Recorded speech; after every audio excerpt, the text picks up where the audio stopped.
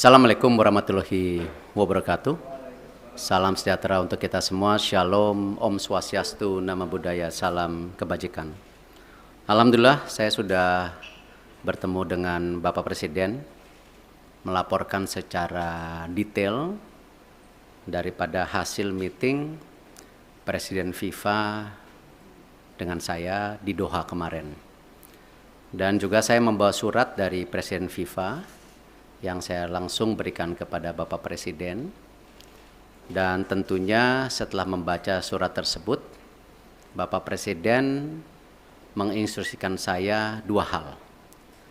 Satu, segera membuat peta biru transformasi sepak bola Indonesia yang seperti Bapak Presiden sudah sampaikan pada saat waktu itu ketika saya baru saja menjadi ketua PSSI bersama para exco yang hadir. Bapak Presiden menekankan ini harus segera selesai dan harus segera disampaikan kepada FIFA.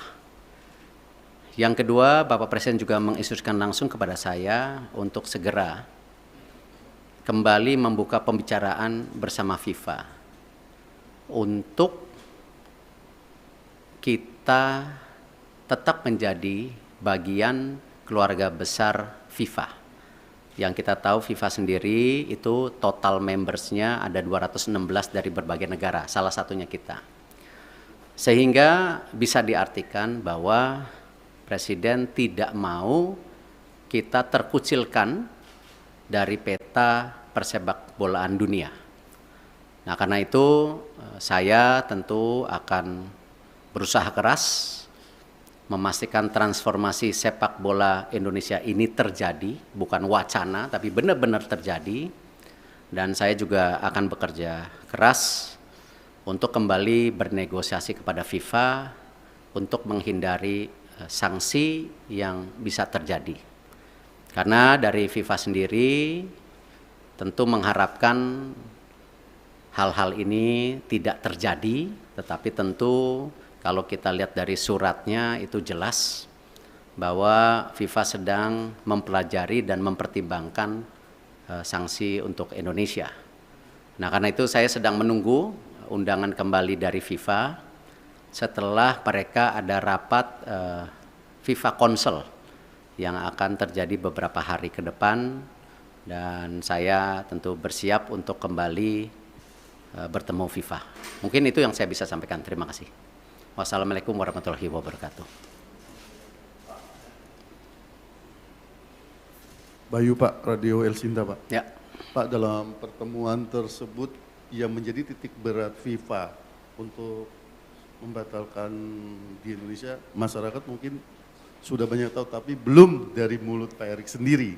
Ya. Apa Pak yang menjadi dasar utama pembatalan tersebut, dan nanti kira-kira sudah ada gambaran belum Pak? Sanksi apa yang nantinya akan diberikan oleh FIFA bagi sepak bola tercinta di tanah air ini? Iya, sanksi terberat tentu ini yang kita tidak harapkan kalau kita tidak bisa berikut kompetisi secara maksimal di seluruh dunia. Sebagai tim nasional ataupun sebagai klub, juga ini akan menjadi sebuah kemunduran buat sepak bola Indonesia, dan itu sebenarnya sudah pernah kita terjadi di tahun 2015 waktu itu. Yang kebetulan juga saya bukan siapa-siapa saat itu, saya bukan menteri, bukan pengurus PSSI. Bapak Presiden meminta untuk saya juga bisa melobi waktu itu ke FIFA dan dicabut di tahun 2016 kalau tidak salah. Nah, tentu itu yang terberat di mana kita menjadi menyendiri. Jadi kita melakukan pertandingan, pembinaan wasit, usia muda, tetapi tidak ada tentu ke depannya ya cuman ya ibarat ya kita di Indonesia saja gitu. Dan saya rasa itu yang tidak kita harapkan, karena apalagi mata pencarian di sepak bola ini kan tidak bisa sekonyong-konyong hanya dilihat oh ini dan itu, tetapi turunannya banyak sekali yang namanya industri olahraga sepak bola itu.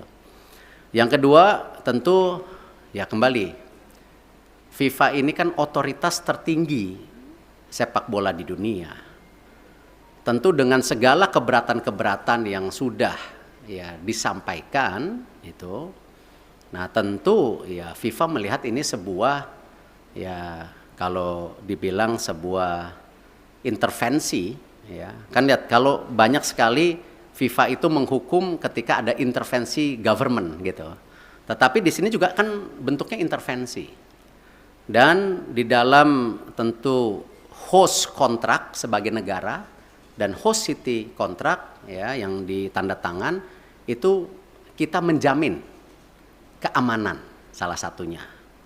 Nah, tentu ini yang mungkin menjadi pertimbangan FIFA juga ya. Kalau kita lihat mengenai fasilitas, saya rasa ya FIFA sudah bicara lapangan yang sebelumnya belum siap. Terima kasih pemerintah pusat benar-benar mempersiapkan lapangan itu dan sehingga bisa qualified, lolos semuanya lapangan. Nah, tentu pertimbangan-pertimbangan ini yang memang menjadi hal bagaimana FIFA.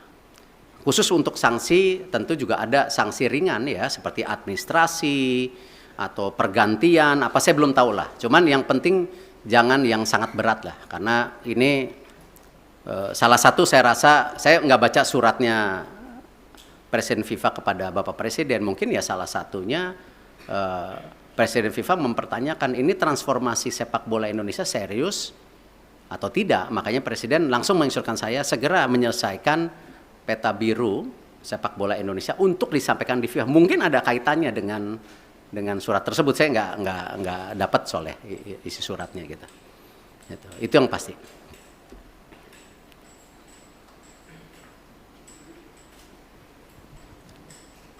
Terima kasih Pak. Saya Anto dari Harian Kompas Pak. Tadi selain cetak biru tadi untuk jangka pendek dan menengah, khususnya bagi talenta-talenta muda Pak, itu bagaimana Pak pemerintah memfasilitasi para pemain usia muda kita Pak? Karena kan Piala Dunia U20 itu sebenarnya panggung bagi mereka ya Pak ya untuk berkembang. Itu yang pertama.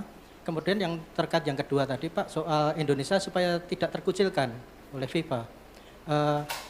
Israel kan juga anggota dari FIFA Pak. Sementara Indonesia ada rencana bidding Piala Dunia 2034 ya Pak. Itu gimana Pak kelanjutannya? Karena presidennya udah ada di sini Pak. Kalau ini tidak dibenahi sikap tegas kita terhadap memposisikan Israel itu nanti akan terulang lagi kayak ini Pak. Terima kasih Pak Erick. Ya, saya rasa hari ini kita jangan berpikir terlalu jauh dengan mimpi-mimpi 2034 ada Piala Dunia, ada Olimpiade yang kemarin juga di G20 disampaikan antara Presiden IOC Thomas Bach dan Indonesia. Saya rasa mungkin dengan berat hati ya kita bicara penyelesaian ini dulu. Karena itu sesuatu yang saya rasa belum menjadi sebuah hal yang prioritas hari ini. Gitu. Yang pasti ya tentu tadi disampaikan bahwa Presiden tadi bicara sama saya, Presiden akan juga mengundang Timnas U20 1-2 hari ini. Saya tentu ada mekanismenya dari istana yang akan melakukan itu. Nah, Bapak Presiden beliau sudah menyampaikan solusi-solusinya dan tentu saya bilang Bapak saya ikut aja karena ini memang kan pemerintah yang harus hadir. Dan ini kenapa juga kemarin ketika pemilihan ketua PSSI kan sempat ada isu-isu seakan-akan pemerintah selalu di dalam wacana mengintervensi. Kan sebenarnya statuta FIFA itu jelas.